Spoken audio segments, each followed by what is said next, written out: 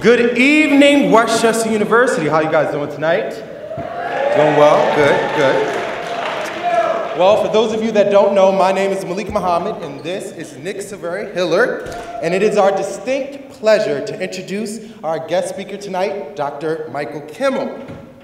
Nick and I are members of a new student group called Men in Action, aka MIA.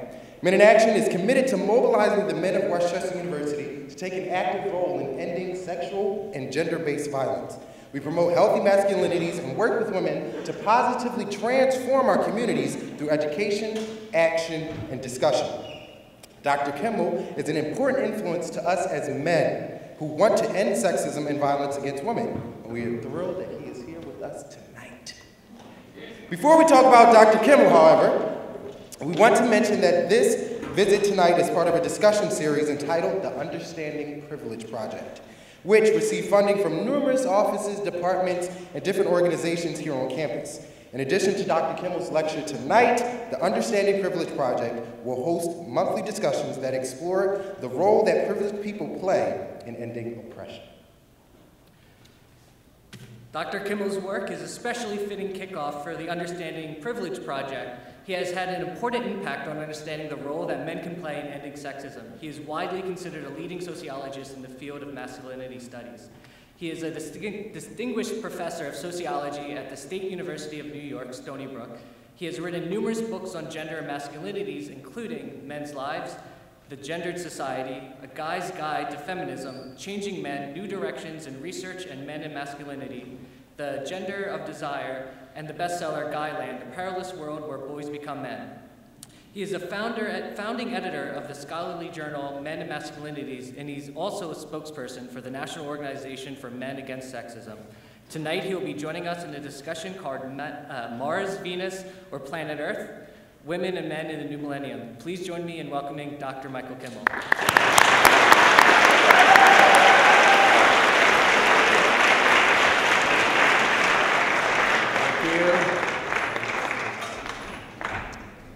What a nice introduction. Thanks, Malik, Nick. Thank you very much for that. Well, let me say it's a pleasure for me to actually be back at Westchester. I was here, I think, about a decade ago, so I can be pretty confident none of you were here. Let me tell you a little bit about what it is that I'm going to talk about tonight. The title of this lecture already must suggest something to you. The title, Mars and Venus, or Planet Earth. Can I have the house lights up just a little bit so I can see? I'm a sociologist, bear with me. I'm a sociologist, and a room with about 300-400 students is about my typical classroom size. So being a sociologist, I'm very often prone to doing surveys. So, so I'll need to be able to see you all. So, how many of you have actually read the book that I'm referring to in the title of this lecture, Mars and Venus or Planet Earth? That is to say, the book by John Gray, Men Are From Mars, Women Are From Venus. Anybody? Okay, a few people. But most of you know what the argument of the book is, basically. That book, by the way, Mars and Venus, Men Are From Mars, Women Are From Venus, that book is the best-selling self-help book in the history of the world.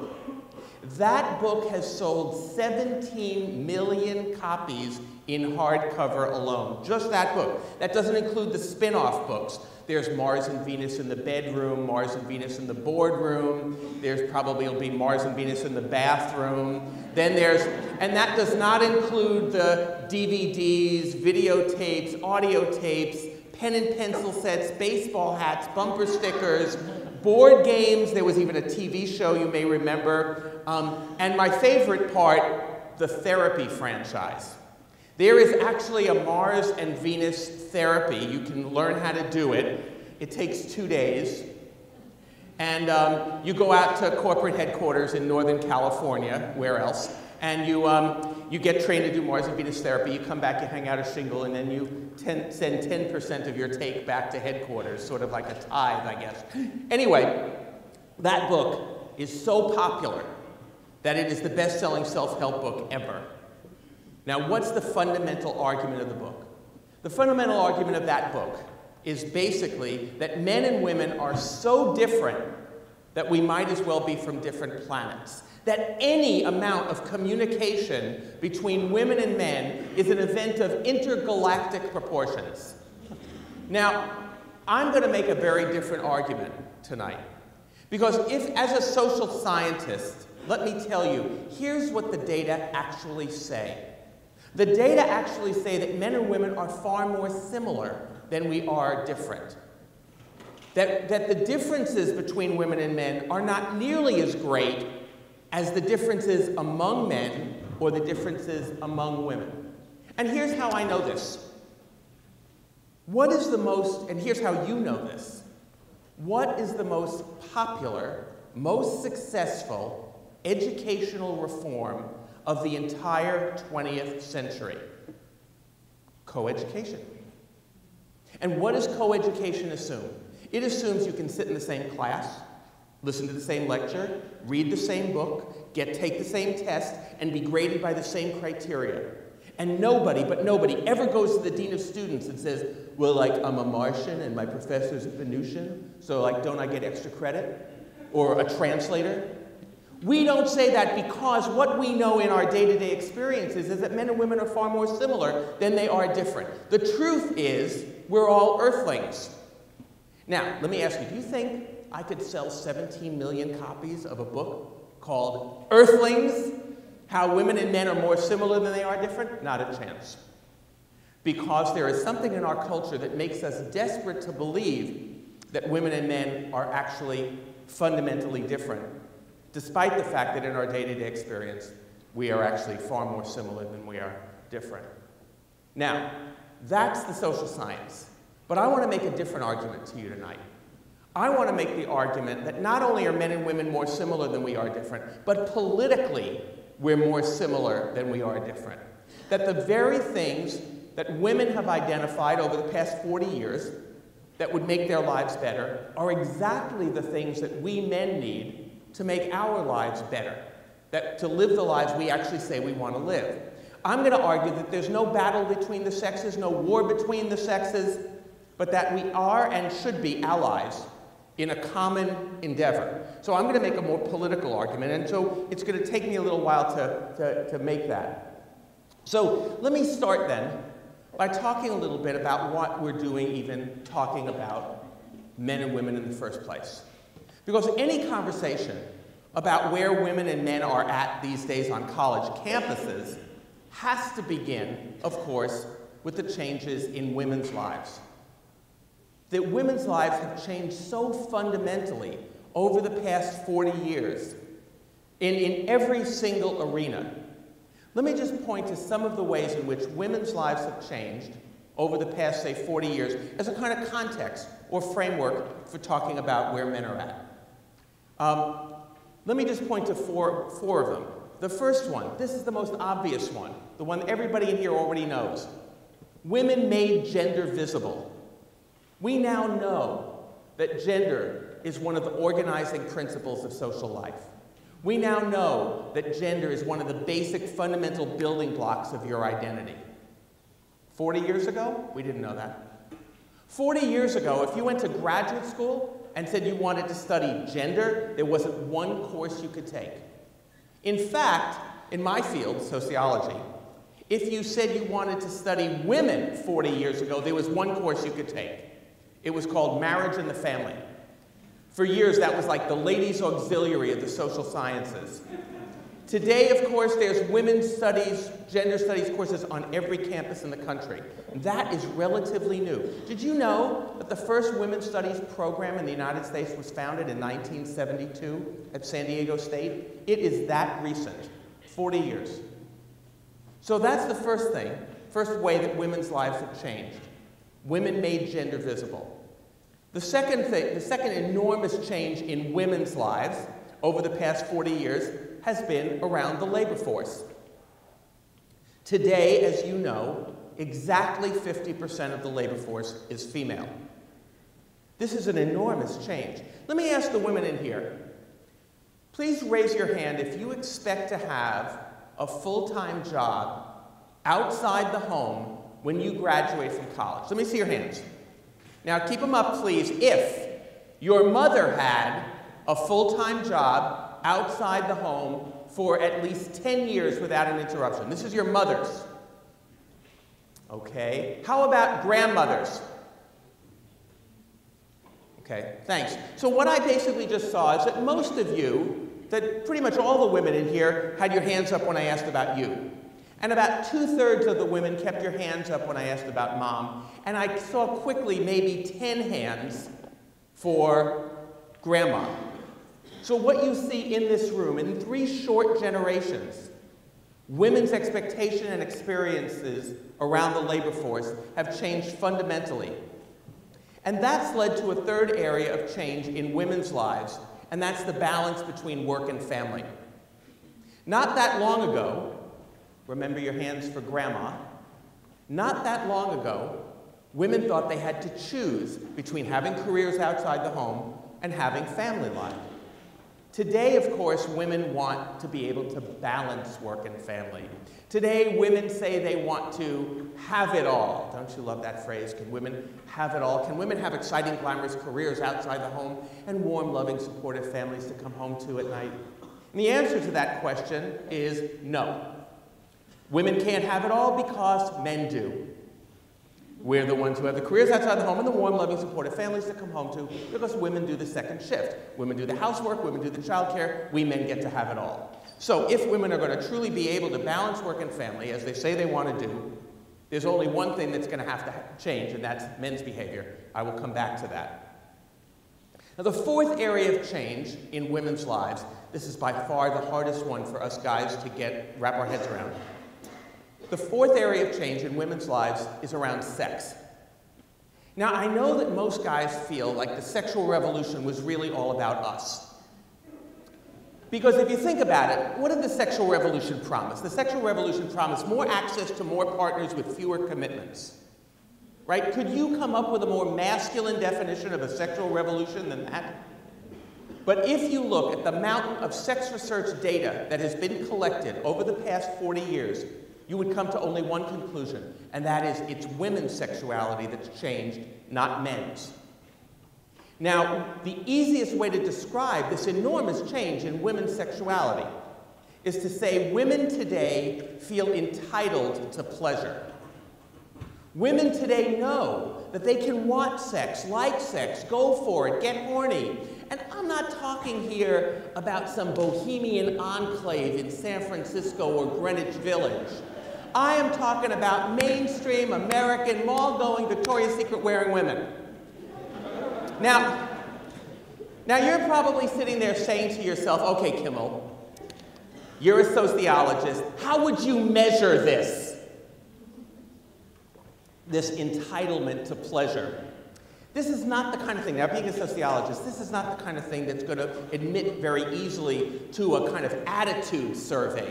You know these kinds of surveys, right? You know, social scientists, we can only think in 4 categories: a lot, some, a little, or nothing.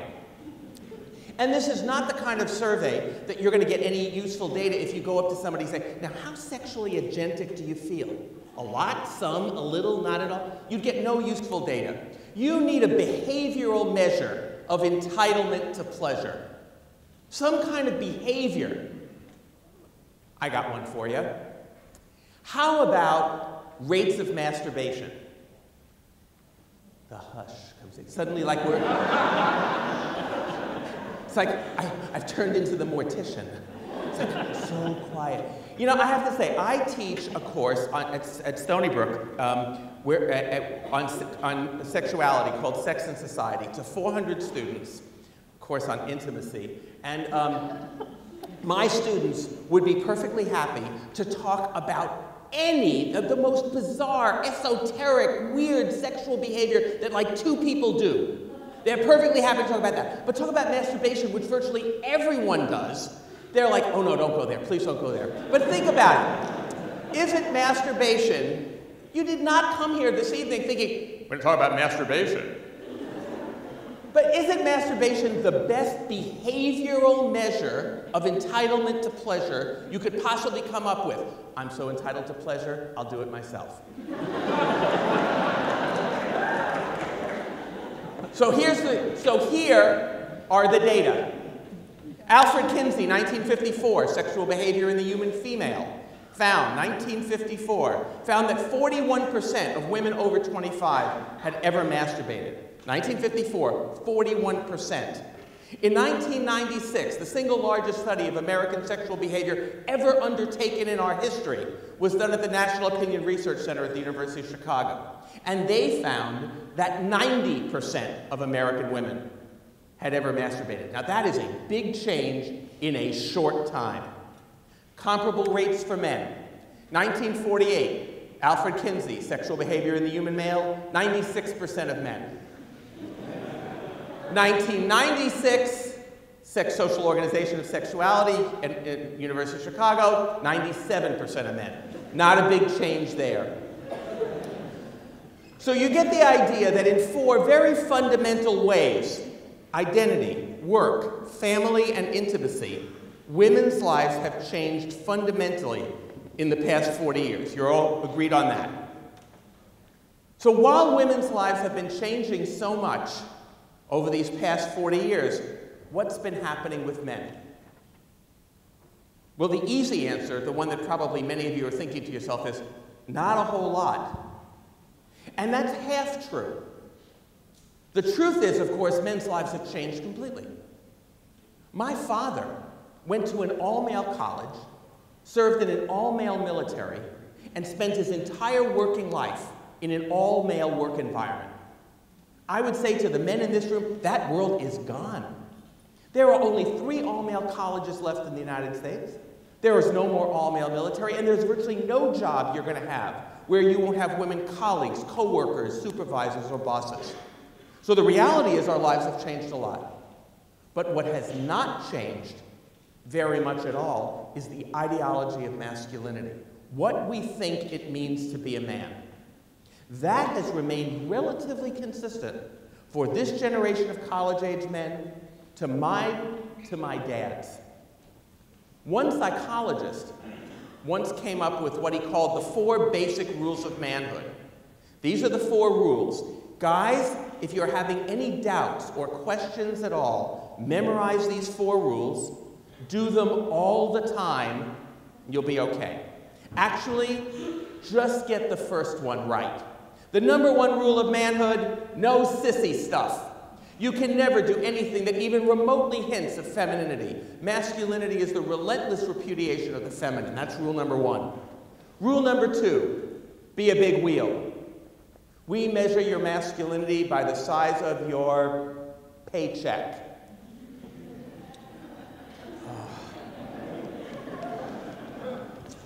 You know, wealth, power, status. Did you ever see that bumper sticker, he who has the most toys when he dies wins?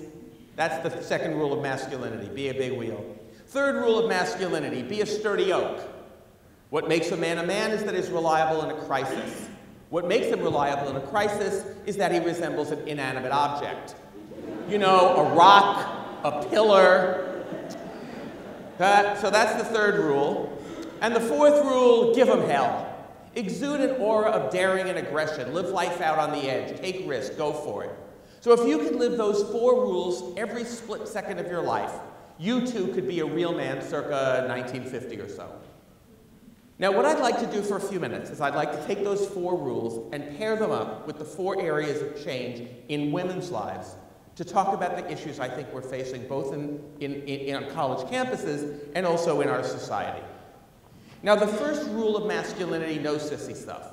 And the first area of change in women's lives is women made gender visible. Now, here's the problem with that. When I say women made gender visible largely only to women. Most men don't know that gender is as important to us as women understand it is to them. Most men don't, you know, when I say the word gender, what gender do you think of? Most people would say women. And this invisibility of gender to men is political. It's the heart of what I want to talk about. So let me tell you my own story about how I started thinking about this sort of stuff.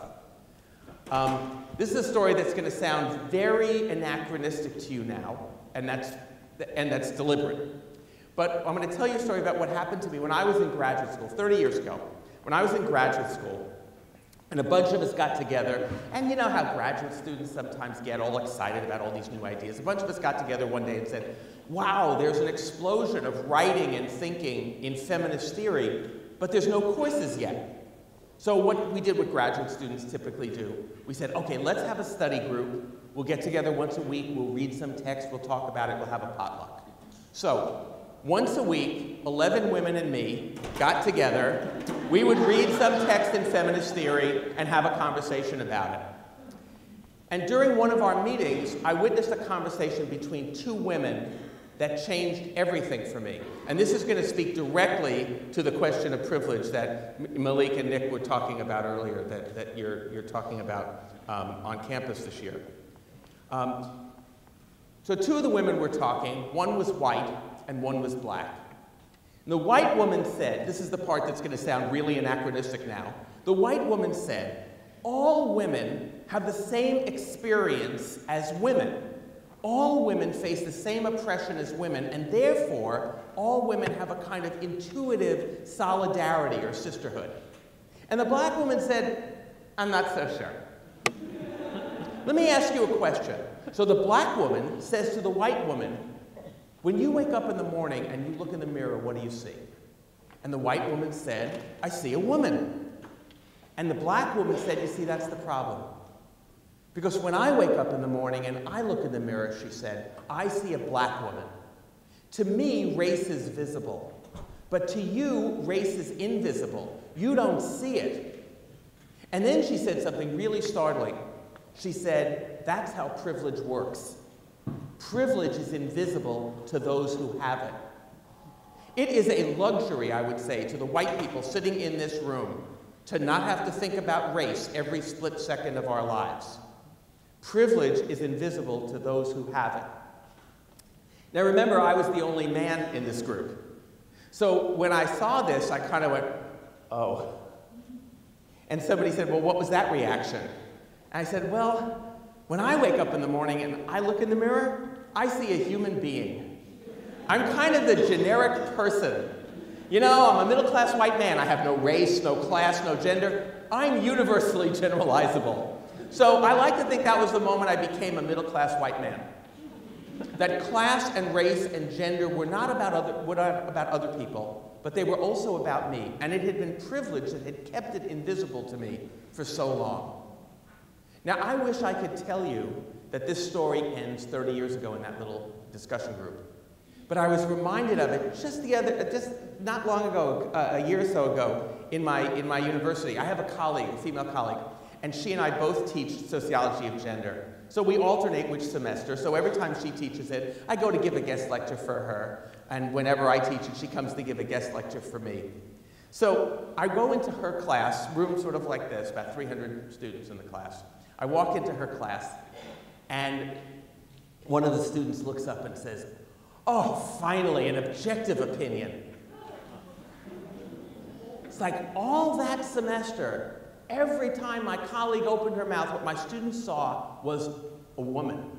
You know, Adele, if you were to stand up in front of my students and you were to say, there is structural inequality based on gender in the United States, they would say, well, of course you'd say that. You're a woman. You're biased. When I say it, they go, wow, that's interesting. Is that going to be on the test? How do you spell structural? So I know that the lighting might not be as good for me as it is for you, but I hope you all can see, especially in the back, I hope you can see this is what objectivity looks like. Disembodied Western rationality for the philosophers in the room, that's me. That idea that, and by the way, that's why, if you've ever wondered, that's why we wear ties. If you're going to embody disembodied Western rationality, you need a signifier. You need something that says this is what disembodied Western rationality looks like. And what could be a better signifier of that than a garment that at one end is a noose and the other end points to the genitals?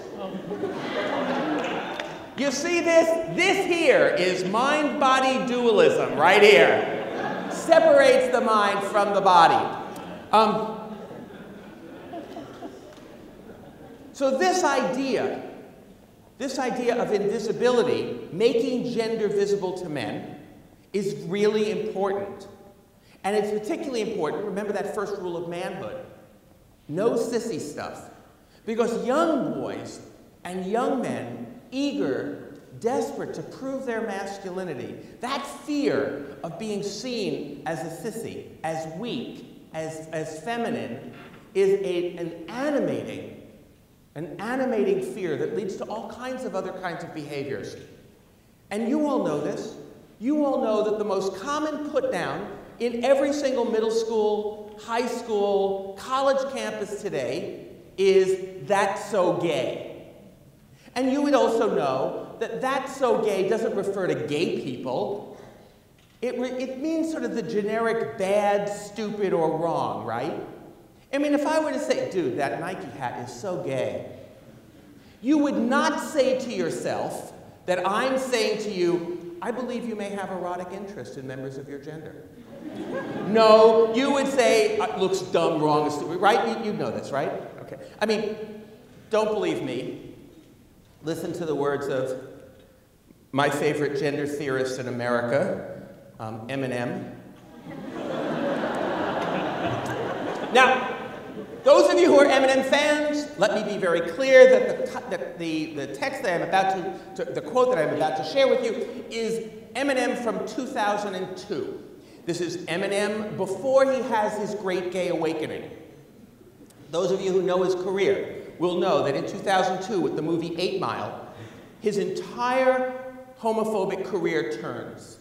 There's a pivotal moment in the movie, outside the factory gates, by the food truck, where a gay man is being harassed, and he, Rabbit, comes to his rescue. This is an important moment for him, for Eminem.